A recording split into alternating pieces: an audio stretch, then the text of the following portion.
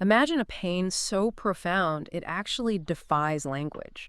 Not, a shout or a cry that someone can soothe away, but more like this silent, heavy stone just sitting in your chest, unmoving. Yeah. Today, we're diving into an account of exactly that kind of pain. It's a mother's profound wound, really, left by the separation from her children, and the relentless, often invisible impact of what's called parental alienation. We're not just, touching on a story here. We're trying to excavate these emotional scars that, well, for many people, feel almost impossible to mend. It's true. And what really strikes me about our source material today, these are excerpts from Parental Alienation's Enduring Wound, it's raw, unfiltered honesty. It gives us this incredibly personal look into what can sometimes feel like a clinical or legal term, parental alienation. Right. For our listeners, whether you're familiar with the concept or maybe hearing about it for the first time, it basically refers to this process where a child, often because of one parent's influence, unjustifiably rejects the other parent, sometimes even demonizes them. Yeah, it's awful. And this narrative, it isn't just about what happened. It goes deep into the how and the why this particular kind of pain takes root, and how it endures, and how it really reshapes a person's entire life. Yeah. It offers, I think, a unique and really crucial perspective on a complex issue that sadly touches far too many families. Absolutely. So, our mission for this deep dive is to guide you through Vanina Vergara's incredibly personal journey. We want to extract profound insights into, the emotional toll of family separation, the often really subtle dynamics of parental alienation, and the enduring power of a mother's love, even when she's absent. And we want to give you those aha moments, the kind that come from understanding a deeply human experience from different angles, quickly but thoroughly, like a shortcut to being really well-informed. Yeah, clear. And the voice guiding us through this incredibly difficult terrain is Vanina herself. She begins by telling us, and I'm quoting directly from her words here, "I am Vanina Vergara, C.V. Vergara, to the English-speaking world, born in Asunción, Paraguay. I have 3 children whom I love deeply, and this is my life." Such a simple, powerful introduction to such a complex story. It really is. It sets the stage immediately. So Vanina starts her account with this statement that just pulls you right into the heart of her sorrow. She writes, "There are pains one cannot quite put into words. They are not shouted, nor soothed away by therapy or even the warmest of embraces. They sit heavy in the chest, like a stone that will not shift." Wow. I mean, that's not just like evocative language, is it? It feels visceral. It describes this almost physical burden. Definitely. You can almost feel the weight in that description. Think about that. What kind of pain actually defies all the usual remedies? It's not something you can talk out or hug away or even apparently process through therapy in the usual way. It's got this silent, unyielding quality. It feels different from other sorrows because it isn't just a memory, is it? It's like a constant, heavy presence. Like an internal ache that just nothing external seems to touch, a shadow that never quite leaves, like you said. Exactly. It's not like, say, grief over a loss where there's eventually some kind of closure, maybe, or a physical injury that heals. This feels like a continuous open wound, a perpetual state of longing, of absence. And that initial statement, it immediately sets this crucial emotional tone, doesn't it? It signals straight away, this isn't just a story about, legal battles or who lives where. It's about a deep psychological and just enduring wound that completely reshapes how someone experiences life. That specificity is stone that will not shift. It conveys this incredible sense of permanence, an almost physical weight she carries constantly. And it's tied directly to her children, isn't it? Explicitly, she says, "My children wound me in that way, profoundly, starkly, without reprieve." It's not some vague sadness about life. It's specific, personal, relentless. Yeah, without reprieve. That hits hard. It really does. It suggests a wound right at the core of her identity as a mother. It affects her very essence. It speaks to this unique kind of suffering that comes from the unnatural disruption of that primary bond, where the person you love most deeply is still out there, but just beyond reach. Yeah. And that without reprieve part just emphasizes its constant nature. It denies her even the possibility of emotional rest, just grinding. And that really makes you stop and think, doesn't it? What kind of pain cuts so deep that even time or support from others can't seem to fully heal it? It has to be the disruption of that fundamental universal bond, the parent-child relationship. We all kind of instinctively get the depth of parental love, right? Right. So when that bond is severed or damaged in a way that feels so unjust, so irreversible, The suffering truly becomes, well, like she says, unspeakable. It's not just a loss in the past. It's a continuous open wound, like you said earlier. It defies closure because her children are still out there, living lives she's not really part of. Right, so the pain isn't finite. It just regenerates. Every day, every birthday missed, every photo someone casually shows her. Every single reminder. It's an ache that never quite dulls. It constantly reminds her of what was and what should be. It forces her to carry the weight of that absence, not like a memory that fades, but as this living, breathing part of her reality. It shows how some emotional landscapes are just forever altered. Yeah, permanently changed. So we've established this profound nature of Vanina's pain, this unyielding ache she carries. But as her story unfolds, what's really interesting is how this general situation, family separation, manifests in incredibly different ways. It shapes her relationships with each child uniquely. Yes, that's a key part of her account. What's really fascinating is that Vanina doesn't just paint with broad strokes, you know? She gives us 3 distinct portraits. Each one is a testament to her enduring love, but also shows the varied impacts of alienation. Exactly. Her experiences with each child offer these different facets of the same core pain and love. It reveals the unpredictable and often heartbreaking nuances of these dynamics. It's not one size fits all. Not at all. Okay, let's start with your eldest daughter. Vanina describes her with such obvious pride and affection, even though they're deeply estranged. She says, she is beautiful, strong, intelligent, and she has not spoken to me for years. To her, I am a chapter she refuses to read. Wow, that's stark imagery. Yeah. Chapter refused. It immediately conveys the sheer depth of the rift, doesn't it? Imagine being a chapter someone just skips over in their life story, a part of their past they actively choose to ignore, maybe even try to erase. It's brutal. But what's so striking, I think, is Vanina's internal conflict, her understanding mixed with this immense pain. She says, and I do understand, even though it shatters me into 1,000 pieces. That phrase, shatters me into 1,000 pieces. It's powerful. It shows it's not bitterness talking, it's this heartbreaking empathy. She accepts her daughter's reality, even as it completely fragments her own sense of self. It speaks volumes about a mother's capacity to recognize her child's need, doesn't it? Even when that need manifests as pushing her away. Absolutely. And that image of being shattered. It's not just sadness, it feels like a complete disintegration when faced with this chosen absence. And yet somehow she has to reassemble herself to keep going. And this really raises an important question, doesn't it? How does a child process parental separation, especially when it involves seeing a parent struggle visibly, maybe perceiving them as faltering? Right, how does that look from a child's eyes? Vanina gives us her interpretation, she says. For she witnessed the chaos most keenly. She saw me try to endure. She saw me falter and could not grasp why her mother could bear no more. So the daughter saw the struggle up close. Yes. And Vanina continues, in her silence, there is a wounded child, and I was her broken mother. What's fascinating here is how Vanina attributes the silence not to, malice or indifference from her daughter. Look, I'm not blaming her. Not at all, but to a profound protective mechanism. As a child, seeing intense emotional turmoil, seeing her mother falter from a child's viewpoint, that could be deeply disorienting, frightening even. Makes sense. Kids need stability. Exactly. Children often try to make sense of overwhelming situations and sometimes creating emotional distance from what they perceive as the source of pain, even if that source is a suffering parent, because a coping strategy. It's a child's way of trying to gain control in a situation that feels totally uncontrollable. Protecting themselves. Protecting themselves from a pain they can't really comprehend or fix. And the mother, Vanina, accepts this, despite the immense personal cost. She says she does not wish to speak, nor to know, nor to look back. I respect her choice. That level of respect, knowing the pain it causes her. It suggests this profound, though agonizing understanding of her daughter's emotional boundaries, respecting her autonomy, even though it transcends her own deep longing for connection.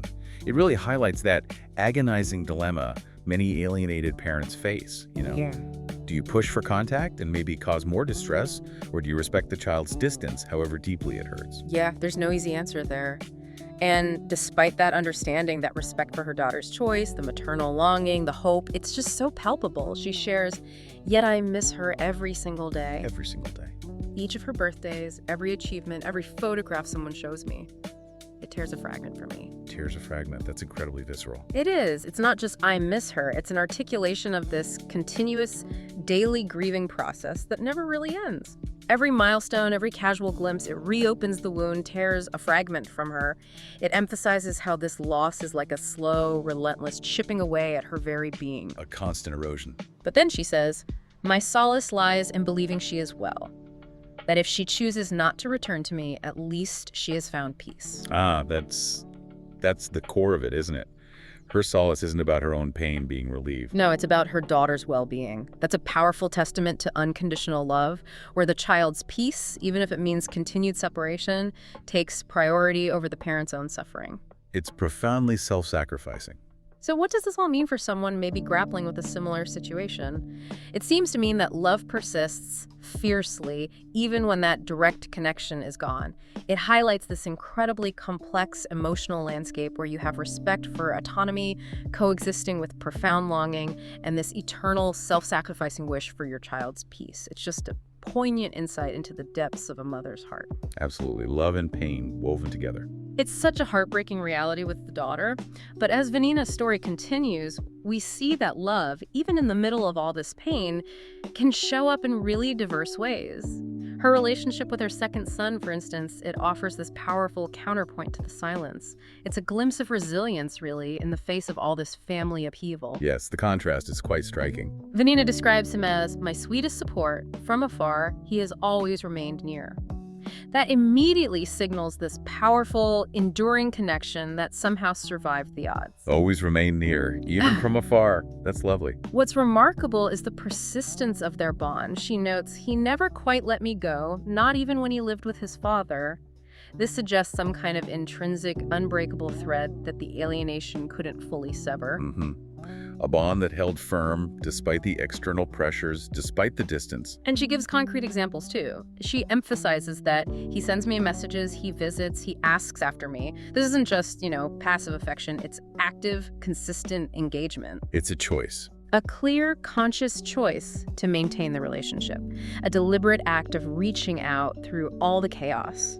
And what's truly fascinating here, I think, is how this particular relationship demonstrates that even in the most challenging family dynamics, some bonds just seem to have this inherent resilience, like a recognition between souls that transcends all the external stuff. Yeah, that's beautifully put. Vanina describes it eloquently. With him, the bond endured, woven by that invisible thread which ties souls who recognize one another. It speaks to something deeper, doesn't it? Almost spiritual, a profound affinity that even the chaos couldn't unravel. An invisible thread. It suggests there are these fundamental, maybe even inborn, compatibilities or resonances between people that are just incredibly difficult to break. She elaborates on this shared sensitivity too, saying, "He resembles me most in sensitivity, and that binds us, wounds us, redeems us." So it's not just about looks, it's an emotional resonance. Exactly. That shared emotional core acts like an anchor, holding the relationship steady in rough waters. It makes them susceptible to the same pains, perhaps, but it also offers a path to healing, to solace. Binds, wounds, redeems. Powerful words. And the unspoken communication between them is particularly poignant. She says, "He does not need to say, 'I love you,' for me to know it. He tells me with every deed, with his constancy, with his presence." Actions speak louder than words. Absolutely. It highlights a kind of love that goes beyond just verbal affirmation. It's shown through consistent action, unwavering presence. And she calls him my bridge to the present. Wow, what a lifeline. A vital link, exactly, preventing her from feeling completely cut off, grounding her in the ongoing reality of parent-child bond. It's a constant affirmation that she is still a mother, connected to at least one of her children. It's such a powerful and, frankly, deeply moving contrast when you put his experience next to her daughter's. It really is. It just powerfully shows the unpredictable nature of alienation's impact. There's no single uniform outcome, which is, I suppose, both a source of agony for parents in this situation, but also, in this case, a glimmer of hope. A very important glimmer. Because while some threads might fray or even break under that immense pressure, others hold strong. They become this unexpected source of strength, of continuity. This relationship with her second son, it offers this profound ray of hope. It demonstrates the extraordinary ways kids, even when they're caught in the middle, can forge and maintain their own unique bonds. Sometimes they even become the support system for the alienated parent. It's incredible the resilience children can show. It really underscores that even in the most fractured families, love finds a way. Some connections are just too strong, too intrinsically woven to be completely broken. It reminds us that resilience isn't just for adults. Kids have this innate capacity to seek out and keep essential connections, often against really significant odds. A testament to the strength of that invisible thread she mentioned. Okay, so now we turn to Vanina's third son. And here, the narrative of alienation takes on a particularly stark and painful form. It highlights a more direct, almost systematic process of estrangement. Yes, this part is very difficult. Vanina recounts, "He was but a child when his father won custody. I was painted as the absent mother. And then, crucially, she abandoned you," they told him. The social system. That addition, the social system, is incredibly significant. It is. This isn't just a subtle erosion of a relationship over time. It's a direct, deliberate, and devastating accusation being fed to a child. And involving the social system, well, that adds this insidious layer of complexity, doesn't it? It implies that the narrative of abandonment wasn't just, one parent's opinion, but that it was seemingly validated by official channels, by authority. Which creates an incredibly challenging situation for the mother. As she observes, how does a woman defend herself against that when she has no voice, no means? It's a feeling of utter powerlessness. Imagine being stripped of your ability to speak your truth, to counter this devastating lie being told to your own child. Especially when that lie seems to have the stamp of approver from those meant to protect people. It's like fighting ghosts. A battle against an invisible, yet immensely powerful opponent, armed with institutional credibility. In this scenario, it really raises that important question about the mechanisms of alienation itself, doesn't it? How easily can a narrative be imposed on a child, especially when authority figures or the system seem to back it up? It's frighteningly easy, especially with a young child. They lack the cognitive tools to critically evaluate complex adult narratives. They rely heavily on the adults around them to define their reality. They trust the adults in charge. Absolutely. So when a parent, backed by what seems like institutional authority, paints this picture of abandonment, a child is almost compelled to accept it. Vanina explains her son's internal processing like this. He grew up with that version, not yet ready to hear the whole story. Not right. He accepted only half. The half that did not unsettle. The half that allowed him to go on loving without guilt. Oh, the half-truth. That's incredibly insightful and profoundly sad. It is. The child isn't necessarily rejecting the parent out of malice or making a conscious choice against love. It's more like he constructs this partial truth, this half-truth, that protects his own emotional stability. It protects his attachment to the parent he lives with. It's a survival mechanism. Exactly. Accepting the half that did not unsettle allows him to navigate a really difficult situation without the cognitive dissonance or the emotional burden of a more complex, painful reality. It lets him maintain a simplified understanding of his world, his relationships, especially with his father, without feeling guilty for loving him, which, can be an incredibly powerful internal conflict for kids caught in the middle. That makes so much sense. Protecting themselves from unbearable conflict.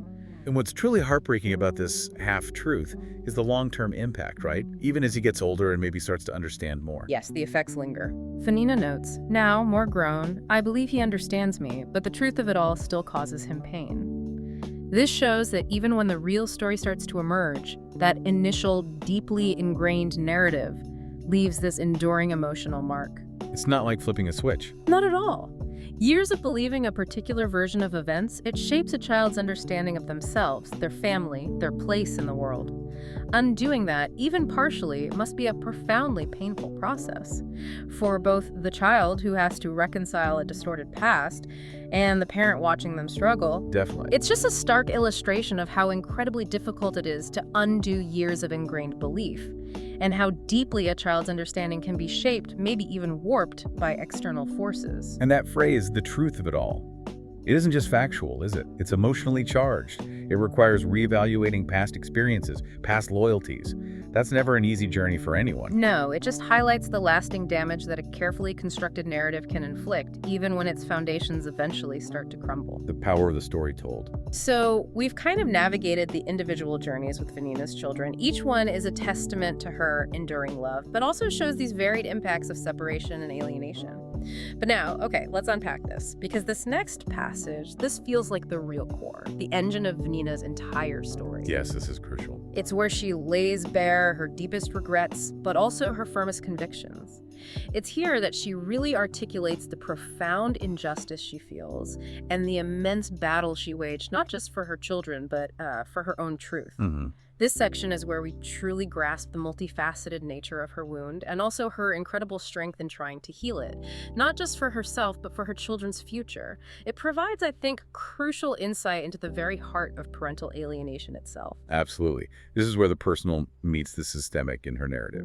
Hashtag the decision to separate versus the regret of collateral damage. Vanina makes a critically important distinction here. It's something that many people might overlook or misunderstand, and it's really powerful. She states, quite clearly, I do not regret separating. Right. That's the first part. I regret only that I could not shield them from all the collateral damage, from the scourge of parental alienation. That distinction is key. It's not a simple statement, is it? It speaks to the courage and often the necessity of making a really difficult decision for her own well-being, maybe even her survival. She recognizes that staying might have been even worse. So the act of separating itself was necessary, a choice she stands by. Exactly. Perhaps an act of self-preservation or just a belief it was the only way forward. But what she regrets with this profound sorrow are the unforeseen, devastating consequences that followed. The unintended victims. The collateral damage, as she calls it. Yeah. It's like, I was thinking like a surgeon performing a necessary operation to save a life, but then deeply regretting the extensive, painful scarring that inevitably follows. The procedure was essential, maybe a choice for survival, but the subsequent damage, the collateral damage, that's the source of this deep, abiding pain. Pain she feels she couldn't prevent and maybe carries immense guilt over. That's a powerful analogy. And what's truly fascinating here is that nuanced distinction she draws. It highlights that separating might have been absolutely necessary for her, a courageous choice even. But that doesn't diminish her profound grief over the impact on her children. Right. The two things coexist. Exactly. It's not about second-guessing the initial decision. It's about mourning the uncontrollable fallout, the unintended victims caught in the crossfire of a larger conflict. And that phrase, collateral damage, it's usually used in warfare, isn't it? It is, Yeah. implying unavoidable harm to non-targets. Applying it here to her children really emphasizes their innocence. The idea that they were caught in a conflict not of their making, suffering wounds that weren't intended, but were, in her experience, unavoidable, given the circumstances and the actions of others. It separates her intentional actions, which were maybe necessary for her well-being, from the unintended systemic harms of alienation that then hit her children. Precisely. It allows her to maintain agency in her decision to separate, while acknowledging and grieving the profound pain inflicted upon her children due to these external factors. It's a crucial insight into how targeted parents process their choices in retrospect, carrying both the weight of their decisions and the unbearable burden of circumstances they just couldn't control. Yeah, unbearable is the right word. Hashtag the scourge of parental alienation. She then names this collateral damage directly, doesn't she? She gives it this devastating label, the scourge of parental alienation. Scourge, it's a very strong word. It's not gentle at all. Scourge implies like a widespread affliction, a devastating curse, something that brings great suffering and destruction, affecting not just one person, but the whole family unit. It immediately conveys the immense destructive power of this phenomenon. It emphasizes that this isn't just about a child naturally choosing one parent over another. It's about a systematic, often insidious undermining of a crucial relationship. The deliberate or sometimes inadvertent poisoning of a child's mind against a parent, making them reject a relationship that was once vital, replacing love with distrust, connection with avoidance. It's like emotional warfare. The child's natural affection gets weaponized, their perception of reality gets distorted, leaving these deep, lasting psychological scars. And if we connect this to the bigger picture, her use of scourge speaks to the systemic nature of parental alienation, where the parent being alienated often feels like they're not just being personally attacked, but actively undermined by external structures, by narratives. It creates this formidable, almost impossible battleground. And she clarifies exactly how this operated in her experience. She makes this powerful assertion, "For I did not abandon them. A direct rebuttal. It was the failed system that tore me away. They wrenched me from their lives, then blamed me for the hollow that remained." That is a profound indictment. She vehemently asserts her presence, her love, contrasting it directly with the perception of abandonment. And the failed system, she doesn't explicitly define it, but it clearly points towards the institutional frameworks, right? Courts, social services, maybe even societal biases. Things she felt actively worked against her, amplifying the alienation. She feels not just separated, but actively wrenched away. That's violent imagery. It suggests force, injustice, a complete lack of agency against these overwhelming forces. And then adding insult to injury, they blamed me for the hollow that remained. That's a classic cruel dynamic in alienation, isn't it? The target parent is removed, a void is created in the child's life, and then that very void is maliciously attributed to the target parent's supposed failings rather than the actions of those who actually caused the separation. It's a perverse reversal of blame. It traps the alienated parent in this cycle of defense, despair, and just profound injustice. Absolutely. Constantly trying to prove a negative against a narrative that's already taken hold. Yeah. Hashtag the failed system and false accusations of abandonment. Let's really drill down on that direct accusation against the failed system and this devastating narrative of abandonment, like she recounted with her third son. She was painted as the absent mother. She abandoned you, they told him. The social system. That phrase again, the social system. It's not just a personal slight or a malicious whisper. It feels like an institutionalized falsehood, given this veneer of authority. It gives it immense credibility, immense weight. It makes it incredibly difficult for an individual to counter. How do you fight that when it feels like the system itself is validating the lie? Exactly. Imagine facing not just a former partner's accusation, but also the full weight of an entire system. Courts, social workers, maybe even community narratives seemingly backing those accusations up. How do you even begin to dismantle that, especially when the narrative is specifically designed to alienate your own kids from you? It's a battle against something invisible, but immensely powerful, armed with institutional credibility and, crucially, the vulnerability of a child's developing mind. The parent feels not just attacked, but systematically erased, their truth replaced by a convenient, damaging lie. In this specific situation, it really raises that important question for society, for our legal systems. How do they sometimes inadvertently contribute to this, or even exacerbate parental alienation, when they fail to provide a balanced platform or fail to adequately protect those vulnerable parent-child bonds? It's a critical question. When a system, whether it's legal or social, makes a judgment that results in one parent being removed from a child's life, and then allows or even implicitly supports a narrative of abandonment, it creates incredibly fertile ground for alienation to just flourish. It just takes root. Yes, the hollow that remained wasn't just blamed on her, but this blame became an integral part of the story her children, especially her youngest, were fed. And the psychological impact of being falsely accused of abandonment, it's profound. Must be crushing. It attacks your very identity as a parent. It generates intense feelings of injustice, powerlessness, grief. It cuts right to the core of your being. It's not just a legal problem. It's a deep personal trauma that leaves a lasting scar on your self-worth, your sense of purpose. It highlights how institutional failures, even if they're unintentional, can just perpetuate and deepen the wounds of family separation. They can transform an already painful situation into this crucible for alienation, leaving the targeted parent with an almost insurmountable task of proving their truth against these established narratives. It's an uphill battle, constantly. Hashtag the mother's internalized blame. And here is perhaps the most heartbreaking, most insidious aspect of her entire account. It reviews the immense psychological toll of this whole battle. And I believed it for far too long. That admission. It's devastating. It really is. It reveals the profound psychological impact of internalizing false blame. For Vanina, the constant barrage of accusations, the isolation, the feeling of powerlessness against the system, the inability to defend herself, it eventually led her to doubt her own truth. The gaslighting effect. Totally. Imagine the immense weight of believing, even for a moment, that you are the cause of your children's pain, that you abandoned them. When you know in your heart it isn't true, but the world around you is constantly telling you otherwise, just eroding your certainty. It's a distortion of reality. This self-recrimination is such a devastating consequence of parental alienation. The victim doesn't just lose their children, they also lose themselves in the process. Their self-perception gets warped by the very narrative designed to harm them. It leads to this shattering of self-trust and this unbearable burden of guilt. And what's truly fascinating, in a painful way, is the journey of self-realization that's implicit in that statement for far too long. Right. It implies she came out the other side. It suggests a painstaking process. Coming to terms with the truth, moving beyond that self-blame that was imposed by external forces.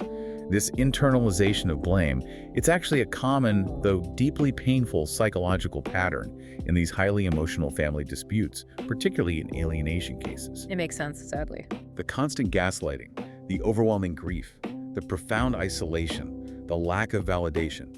It can lead to a state where the targeted parent genuinely starts to question their own reality, their own memories, their own value as a parent, as a person. So the journey to unlearn that, to reject the false narrative, to reclaim her own truth. It's a powerful testament to her profound resilience, her unwavering self-belief eventually. It highlights that healing from alienation isn't just about hoping for reconciliation with the kids.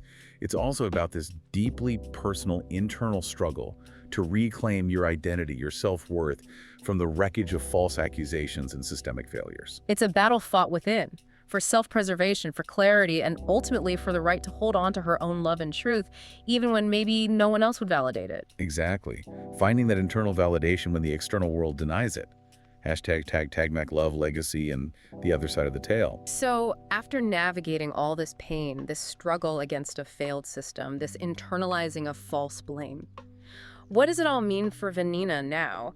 Well, it seems to mean that despite every wound, every heartbreak, love is still the driving force. It shapes her hopes for the future, not just for herself, but profoundly for her children. Love endures. Her narrative isn't just, a lament or a personal history lesson. It feels like a profound statement of purpose, rooted in this enduring maternal love that transcends the separation, the heartbreak, the profound injustice. It's about building a legacy of truth for them. But leaving something behind for them to find.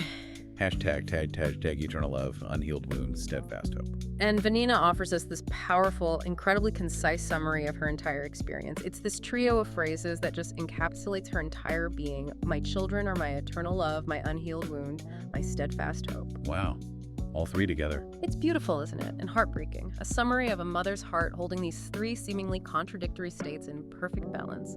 It acknowledges the profound complexities of her emotional landscape. Eternal love. Signifying its unshakable, boundless nature. Stretching across time, across distance, defying any external efforts to diminish it. Then unhealed wound. Acknowledging that raw, persistent ache that hasn't, and perhaps cannot, fully mend. Recognizing the profound and lasting impact of the alienation. And finally, steadfast hope. Yes. Alongside the love and the wound, there's this forward-looking belief. A quiet optimism that things might one day be different, or at least understood. It doesn't feel like naive hope, does it? No. Steadfast implies resilience. Exactly. A resilient, enduring hope, born from the very depth of her eternal love. A hope that persists despite the pain, maybe even because of it. And what's truly fascinating here is the simultaneous presence of these three states. Like you said, it's not a linear progression, wound, then healing, then hope. It's an enduring, complex emotional landscape where all three coexist constantly. Yeah, that's a great way to put it. Her love is eternal, the foundational truth. The unhealed wound acknowledges the lasting impact, that maybe full closure isn't possible in these situations. Often isn't, I'd imagine. Yet amidst all that, steadfast hope provides the drive. The drive to continue, to endure, to believe in a different future, however distant or abstract it might seem. This juxtaposition illustrates the incredible capacity of the human spirit to hold these paradoxes. Profound grief alongside unwavering love, and this persistent, quiet belief in the future. Hope doesn't erase the wound, then. No, it provides the strength to live with it, to advocate, and perhaps one day to transcend it or find some new kind of peace. It's a complex, deeply human portrait of enduring maternal love. It reveals that hope can be this quiet internal flame, even when the external world stays harsh and unyielding. That's really beautifully articulated, and from this profound place of love and hope, Vanina articulates her deepest wishes for her children. It shows how her pain has actually transformed into this powerful, protective vision for their future. Turning pain into purpose. Exactly. She declares, "I do not wish them to repeat my story. I do not want them to love with fear, to fall silent under pressure, to endure what breaks them." Powerful aspirations for them. This isn't just about her past. It's a powerful preventative message for their future, a legacy of hard-won wisdom. She identifies these specific negative patterns she experienced and desperately wants to spare them from. Loving with fear. Right, where vulnerability feels like a weakness, falling silent under pressure. Like she felt silenced. Exactly. And enduring what breaks them. That cycle of self-sacrifice that ultimately led to her own profound wound. She wants them to learn from her pain, not replicate it, to navigate their own relationships with courage, authenticity, and crucially, self-preservation. It's a mother's ultimate lesson, isn't it? Empowering her children to live lives free from the very suffering that defines so much of her own. Absolutely. And if we connect this to the bigger picture, Vanina is articulating this profound desire to break intergenerational patterns of unhealthy relationship dynamics that can stem directly from traumatic family separations like this. It doesn't just start with one generation. Sadly, no. Parental alienation doesn't just impact the immediate relationships. It can inadvertently teach children these dysfunctional coping mechanisms, distorted views of love, communication, conflict resolution, things they then carry into their own adult relationships. So her desire for them not to love with fear Speaks to the pervasive anxiety, the distrust, the insecurity that can infiltrate relationships when trust is broken, or love is weaponized, as it often is in alienation. and not to fall silent under pressure. It's about fostering agency, authentic expression, the opposite of her own experience of being silenced, having her truth suppressed. And not to endure what breaks them. That's a powerful plea for self-preservation, for recognizing your own limits, for having the courage to set healthy boundaries rather than sacrificing yourself to the point of breaking. She hopes to impart lessons of self-advocacy, emotional resilience, to empower them to navigate their lives with greater psychological strength and self-awareness than perhaps she was afforded in her own struggle, turning her suffering into a beacon for their healthier futures. It's incredibly forward-looking and generous given her own pain, and this brings us to the ultimate purpose of her writing, the profound reason for sharing such an intensely personal account.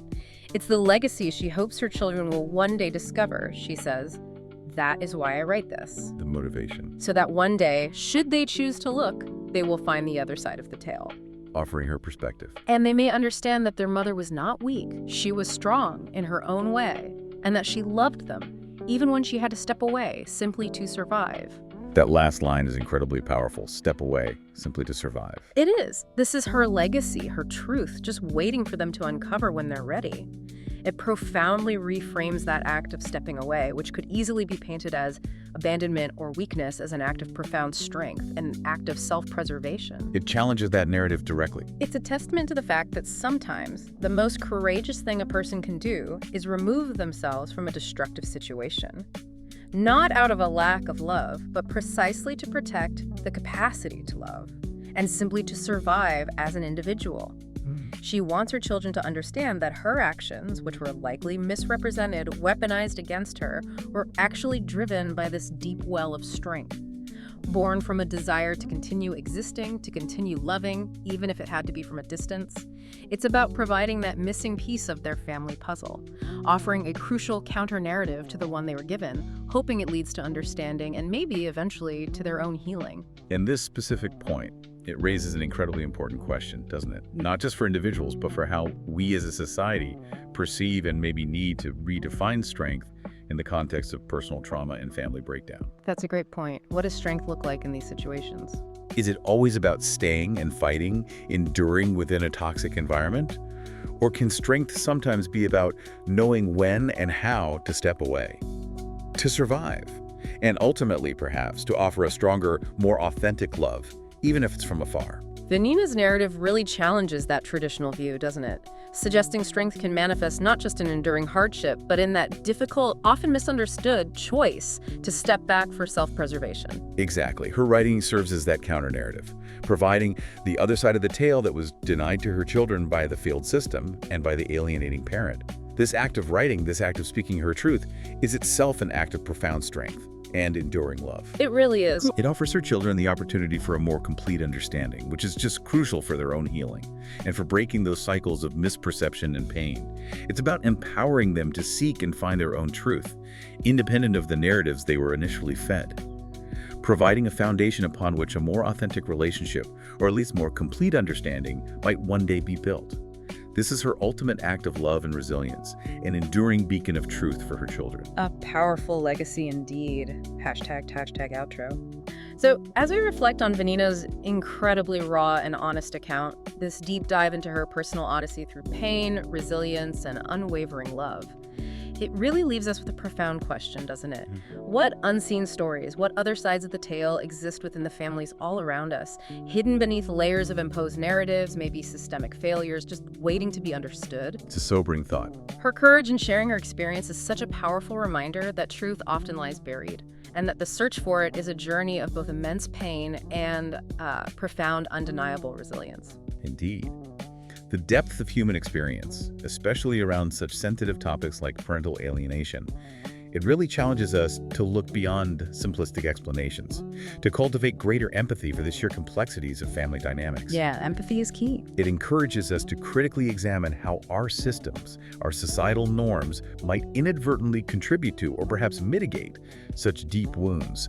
And it shows how absolutely crucial it is to listen to these personal narratives. They bring these issues to life, acknowledging the profound human cost of what can often be dismissed as just, family drama. So true. It's much deeper than that. And for those listening who resonate with Vanina's story, perhaps for any parent or child who has walked a similar path or maybe just seeks to understand it better, she extends an open invitation. She states, "I read letters sent to mailtoe.vergaravanina@yahoo.com.